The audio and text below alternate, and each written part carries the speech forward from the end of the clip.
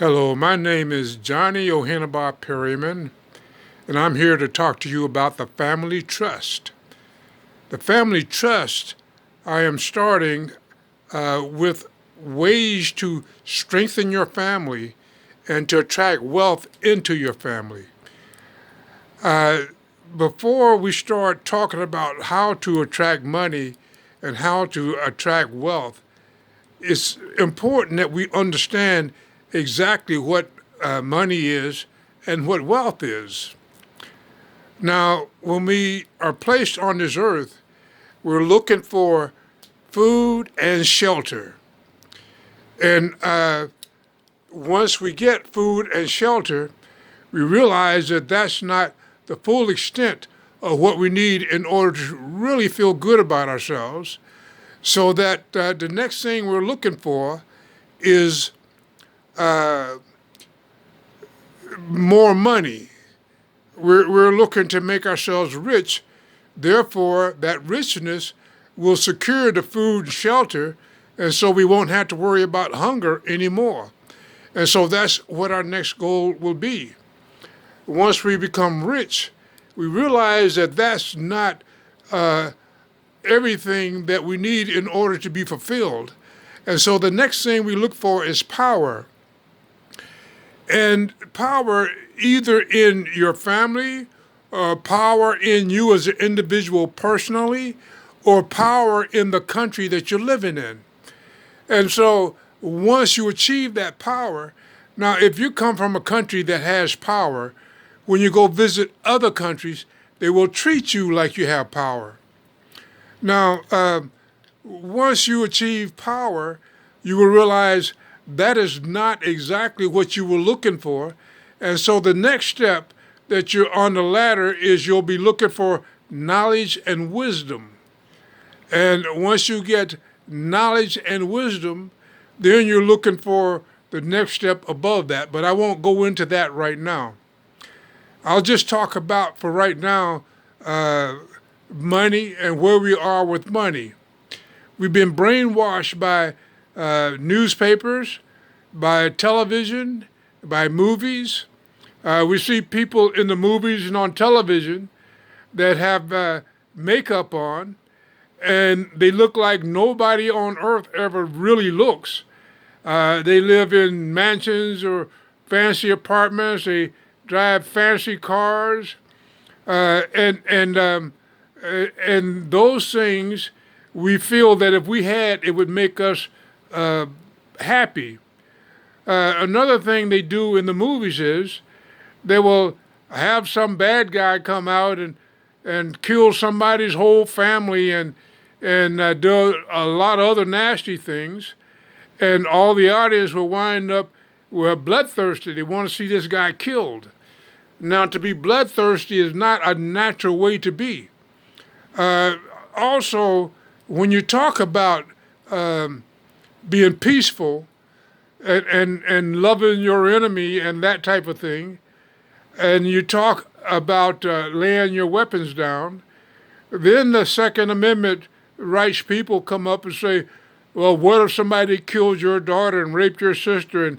And they name all of these things that for most of us has never happened in our life.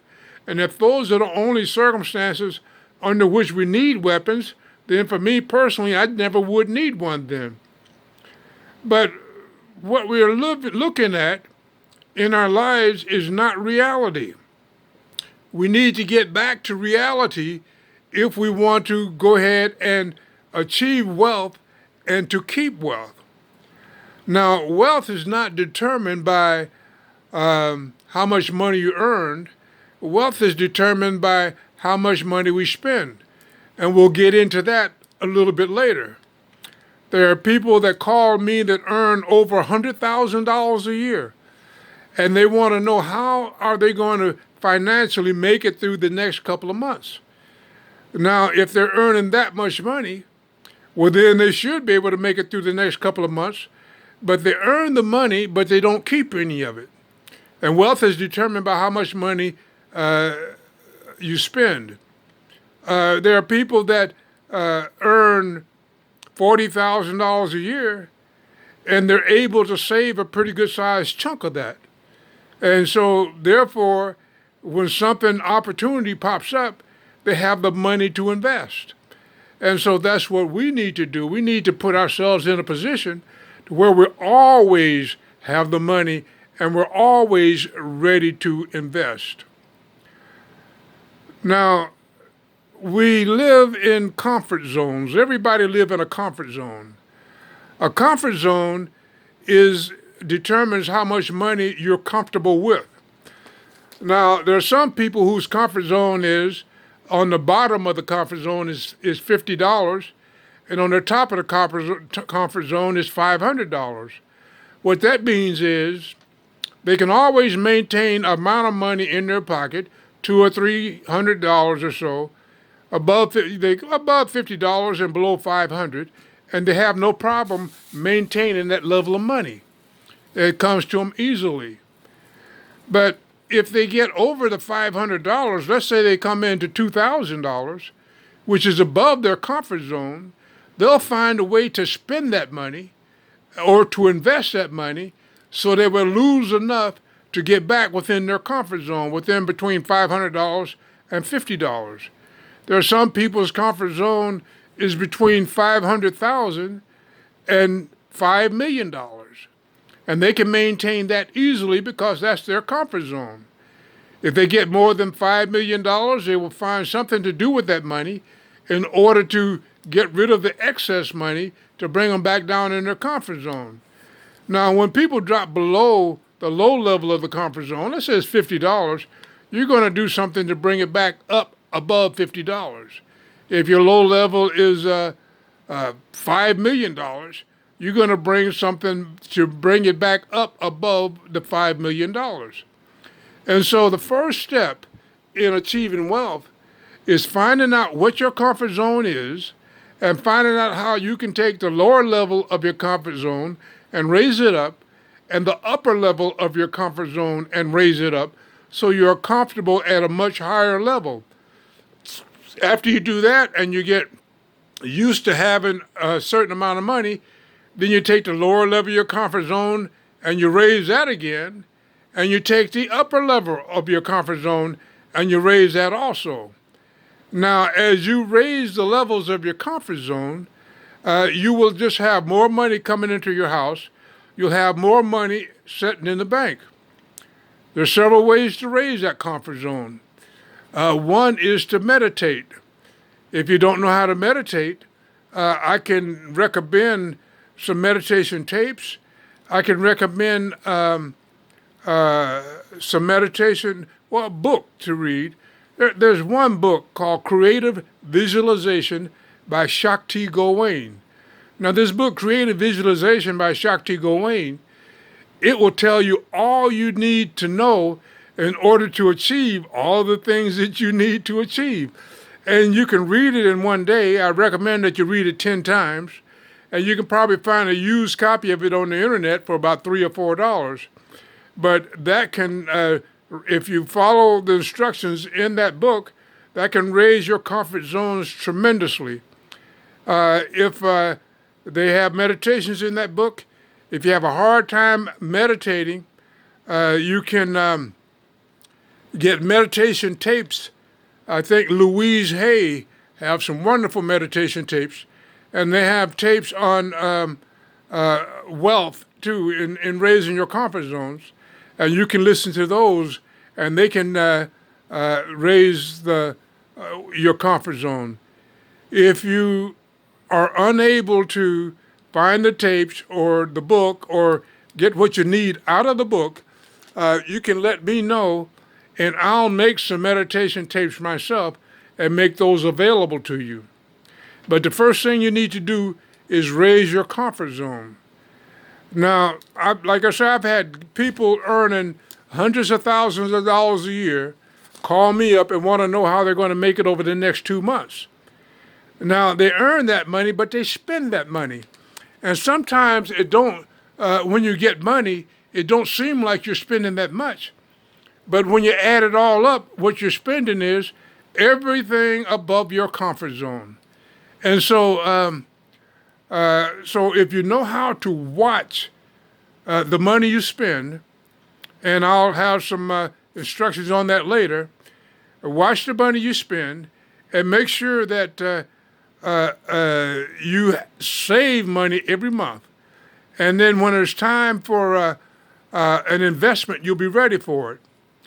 And one of the first things I'm going to ask you to do as far as investing is concerned is that $1,200 that you're supposed to get in that stimulus package, if you would take 500 of those dollars, if you can spare it, and put $500 into a separate bank account, and this is going to be your bank account for investing. And then put $50 or $100 a month, whichever you're more comfortable with, into that account. If you have more money, maybe you can put $150, $200 a month in it. But you want to make sure that when there's an opportunity that comes around, that you're able to stand up and take advantage of it and make some money off of it. As far as opportunities are concerned, this whole coronavirus thing is a tremendous opportunity. There's going to be many people making themselves millionaires out of it when they take and put $2 trillion into the economy. That $2 trillion, your question should be, what is my part of it and how do I get it? There's a guy that was making whiskey and selling whiskey. And he saw that everybody was running out of hand sanitizers. And so he took his stills and just made pure grain alcohol. And then he used that alcohol to make hand sanitizers. And he just now started making them. And he's getting orders from all over the United States and some from all over the world. And so what I'm trying to tell you is that if you pick the right thing, that there's so much you can do. Right now, all of our medicine, Tylenol and so many more, come from China. And the country and some congressmen are uncomfortable with all of our medicines coming from China. If a group of people got together and built themselves a factory down in Puerto Rico and had that factory making all of these medicines, and making these medicines should be easier than putting a bike together. And if they started making all of these medicines, you and a few of your friends that get together could supply all of the prescription medicine in the United States of America. And so there are so many things that you can do that we'll go into later. But right now, this is just an introduction to the Family Trust. And I'll try to add something in here each week that will take you a little bit further down this road and show you how to become wealthy and how to stay wealthy. And even more important than that, how to leave money for generations to come. Now, most of us, like we've had parents that passed away, and we took their house and